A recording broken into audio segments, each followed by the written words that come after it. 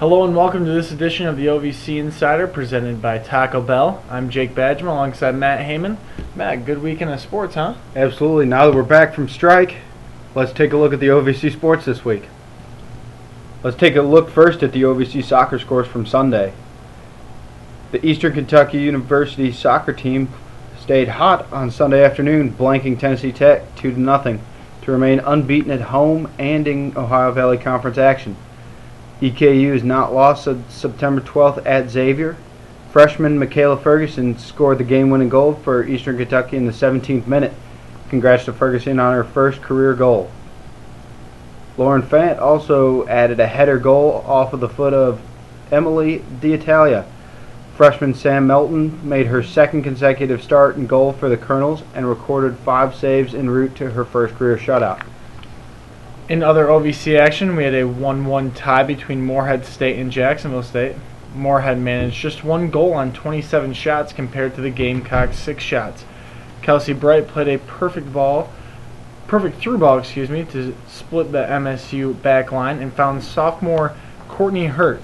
Hurt won the one-on-one matchup with Floyd and connected on an open net for her team-leading 7th goal of the season.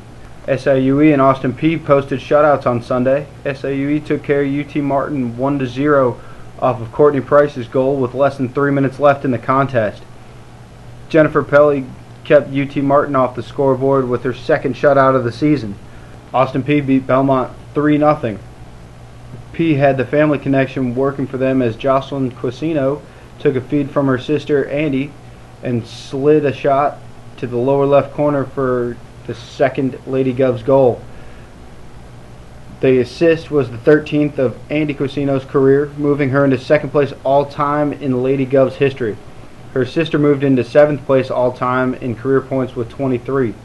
Junior keeper Haley Schaff picked up her second shutout in a row by making 8 saves, her most against an OVC foe this season.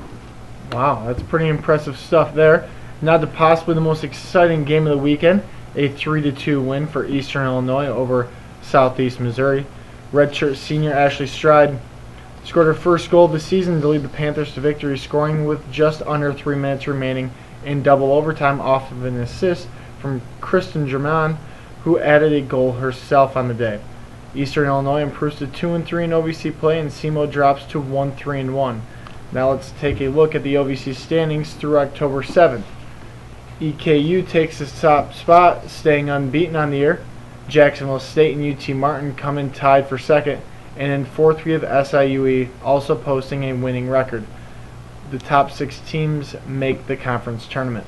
Things are starting to really heat up as we get deeper into the soccer season, Jake. Yeah, they really are. A lot of games to be played, but with only 6 matches or games to go, I mean, we're going to see a lot of teams either make that late season push towards the playoffs, or maybe some people fall back. Huh? Absolutely. We wish everybody the best of luck in their future endeavors. Let's head to the football field where we had a battle of ranked opponents in OVC action on Saturday. A 1-yard quarterback sneak by Michael German with 8 seconds left gave Tennessee State the 23-20 victory over number 16th ranked Eastern Kentucky at Hale Stadium. Travis Ward finished up with 113 yards on 24 carries and a touchdown. He is now 4th all-time on TSU's rushing list with 1,816 yards. German was 17 for 27 for 228 yards and a touchdown, but did record an interception as well. For Eastern Kentucky, Matt Denham had 33 carries for 114 yards and a touchdown. Senior quarterback David Carr completing 29 of 38 passes and threw for 4 touchdowns to lead the University of Tennessee at Martin to a 51-37 victory over Eastern Illinois. Carr threw for 312 yards, all but 69 yards of the Skyhawks' total offense. Jeremy Butler caught 6 passes for 98 yards and 2 touchdowns, including an 18-yard pass for a first quarter touchdown. Senior wide receiver Quentin Sims caught 9 passes for 101 yards and 1 touchdown. EIU quarterback Jimmy Garoppolo completed 36 of 55 passes for 428 yards. EIU piled up 616 yards of total offense. An impressive game by Jimmy, but how about Murray State's Casey Brockman? In a 52-14 win over Austin P, Brockman led the Racers with 38 for 43 for 455 yards and 5 touchdowns through the air. Junior Walter Powell led the Racers receiving corps on the night by making 9 catches for 172 yards and 2 touchdowns. Brockman entered the game needing just 2 touchdowns to tie former Racer Michael Proctor for the most touchdown passes in school history, and he broke that record in the first half. Brockman passed former Eastern Illinois and current Dallas Cowboys quarterback Tony Romo for 3rd on the all-time passing list. Some pretty impressive company there. Maybe Brockman will get his chance to take his talents to the next level someday. Wrapping up our weekend was Jacksonville State and Tennessee Tech. Marcus Ivory passed for 268 yards, and Griffin Thomas kicked a career-high 3 field goals as Jacksonville State dug itself out of an early 14-point deficit to defeat Tennessee Tech 37-28. Let's take a look at the up-to-date OVC football standings after this past weekend. Tennessee State stands alone at the top as the only unbeaten team in the OVC.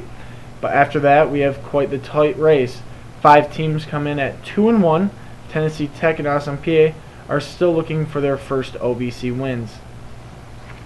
You know, Jake, I think these next couple of weeks are really going to shape up the rest of the season in football. Yeah, I think you can say that about football, volleyball, and soccer. I mean, it's kind of that crunch time, middle of the season. You know, maybe this is when Coach gives his famous speech to really turn things around or to keep his team motivated. The late season push will make the big difference. Now let's take a look at the OVC volleyball standings through this past weekend. Starting with the East standings, Morehead State stays unbeaten in league play at 6-0. TSU, Belmont, and Jacksonville State are each 4-2. Eastern Kentucky is 1-5, and Tennessee Tech is still looking for their first conference victory. In the West, SEMO looks solid at 6-0 in conference play, and they are the only team with a winning record. 3 teams, Austin Peay, SIUE, and UT Martin, are at 3-3. Eastern Illinois and Murray State round out the West at 1-5. All right, with just 10 matches remaining for each team on the OVC volleyball schedule, we'll have to see who steps up their game and does a little more bump set and spike and compared to the rest of the teams, huh, Matt? We're looking forward to it. Should be a lot of fun. We want to thank you all for watching the OVC Insider presented by Taco Bell. I'm Matt. This is Jake. Yep. Remember to hit up our Twitters. Matt's still waiting for all you guys. But until next week, so long, everybody.